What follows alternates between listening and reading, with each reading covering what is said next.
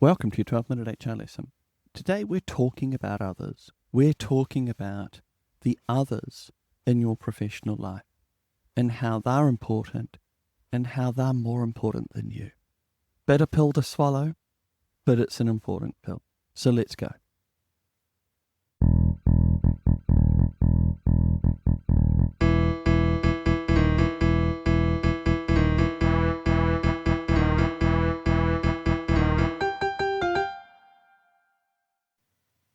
There's a difference between you and I.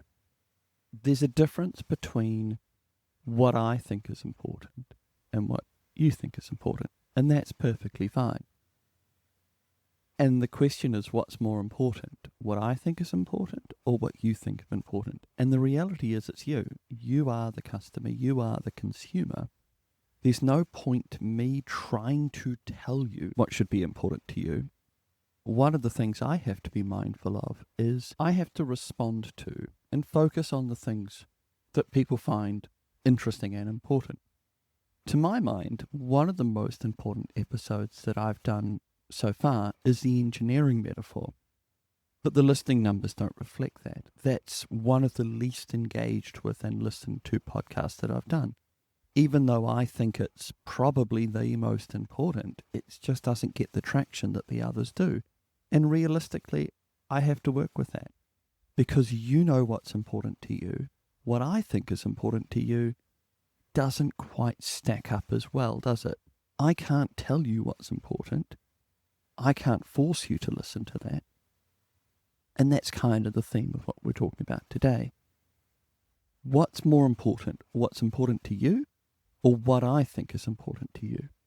And I'd say it's 70-30. Mostly, we should have confidence in people that they know what they need, they know what's important, and we can only guide them 30% of the time. We need to give people what they think they need, not what we think they need. One thing I always try and avoid doing is some sort of controversial hot take, some sort of everybody else is doing it wrong, because that's narcissistic, arrogant, inflammatory, and most likely wrong. You're not doing a bad job. You're doing a reasonably good job. You're doing a pretty good job. You're doing an excellent job. I'm not here to tell you everything that you do is wrong. I'm here to point out little things that could be done better. These are all about the little things, the micro decisions. So hence, I always try and avoid anything that feels like I am railing against the system, anything that has that feel of everybody else is wrong, I'm the only person who knows what they're doing, everybody else in the world is a fool, and I'm the only wise person. So if anyone's saying that, there's a pretty good chance it's the other way round. So that's something I tend to avoid, but I am aware with this particular topic, I am sailing against the wind. I am saying something that is quite different to what most people think and what most people do, and that is quite challenging. And you don't have to agree with me, but at least think about it. That's all I ask. Funnily enough, this week's podcast is a two-parter. Last week I talked about going to the mountain. Today I'm talking about a similar sort of idea, but the next continuation on. And what I need to talk about first is where I think most HR people are wrong. So here's a premise I need to put to you first. Other people care about what they care about more than what you think they should care about. That's a complex idea. I'll repeat it. People care about what they care about. What's important to them is important to them. What you're never going to achieve is getting them to care about something more because you think they should care about it more. Particularly if it's a problem, particularly if it's a challenge. Saying to someone, don't worry about this thing that's challenging you. Don't worry about your problems. Don't worry about the things that are holding you back. This over here is more important. So, park that. Think about that. It's an unwinnable fight to get people to not care about their problems and substitute in something else. So next premise. So I was thinking about last week's episode, going to the mountain. getting out of your chair and getting out there onto the floor to see what's going on and to understand, to get to those problems or those issues sooner. And I was thinking, what are most people doing if they're not doing this? I would probably, and this might be you, if it's not you, it's probably someone that you know, or hopefully you'll be able to recognize this pattern of behavior elsewhere. This is what I see most people in HR doing. They're sitting in head office, they're sitting in isolation from the factory, from the operation. They are responding and to reacting when people have something that needs to be fixed. When that is not the case, they are working on what's important to them. Now, this could be engagement surveys. This could be on new initiatives. This could be on training. This could be on some internal PR exercise, some social issue of the week. It's such and such week this week. It's such and such day next day. Let's organise those coloured shirts, that morning tea, all those sorts of things. To me, this makes no sense. This is why. The first priority, I would agree, is doing what needs to be done, responding to the problems that the business is presenting that only HR can solve and resolve. Then, once those A priorities are solved, what are the B priorities? What do we do when circumstances aren't demanding things to be done? What do we get to next once those burning issues are off our table? Once our A priorities are gone, what are our B priorities? What we think is important or what the business thinks is important? Too often, the B priorities are what HR thinks is important. And this is where I think the error is. Because you're pushing out these ideas of this is important, this is what we should be proactive about. So once we've dealt with the priority A's, the reactives, then you're saying, okay, it's time for us to get ahead of the game. It's time for us to be proactive. And this is what we think is important to be proactive about. It's not the idea of being proactive that's the problem.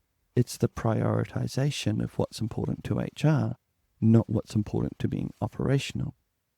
You may have listened to last week and got yourself in a bit of a tangle. How is it proactive that we are going out there and finding work that we can respond to? How is that being proactive? Shouldn't we be dealing with things to get ahead of the game in our projects, our objectives, all those other things that we tend to be sitting in the office doing rather than on the floor listening? If you're going to be proactive, you should be proactive to what the business needs rather than what you think the business needs. Your priority should be, once we've gone out there and found out what's important to the business, then come back and deal with what's important to you, not the other way around. And this is where I think things tend to be a little bit around the wrong way. This is my hot take. This is my, hey, you guys are all doing this wrong. It is not that you shouldn't be proactive. It is not that you shouldn't focus on what you think is important.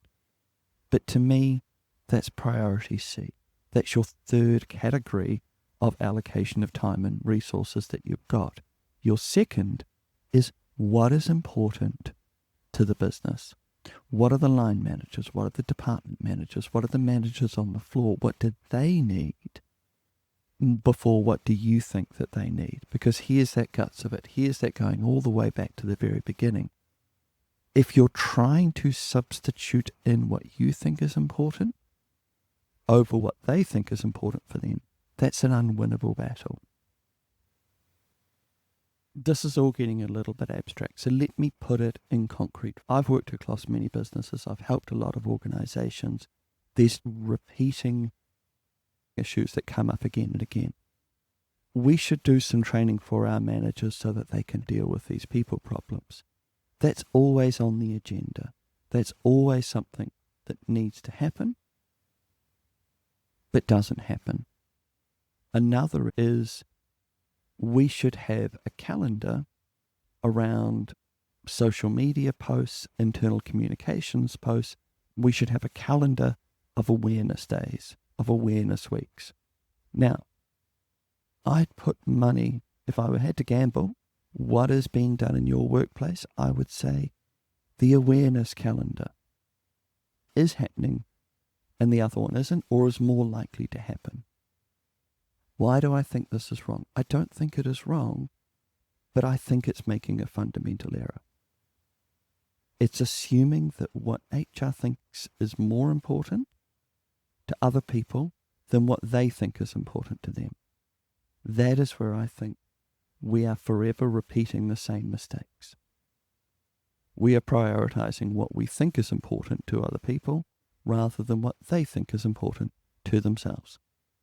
To put it even more succinctly, this is your order of priorities. A, what needs to get done? B, what do you think needs to get done? C, this is what I think we need to get done for you.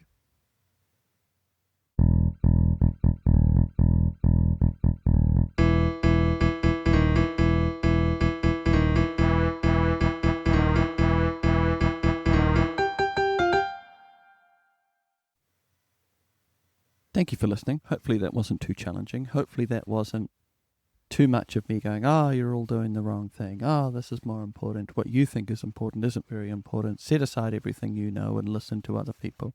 Although maybe that's true as well. Who knows? Anyway, thank you for listening.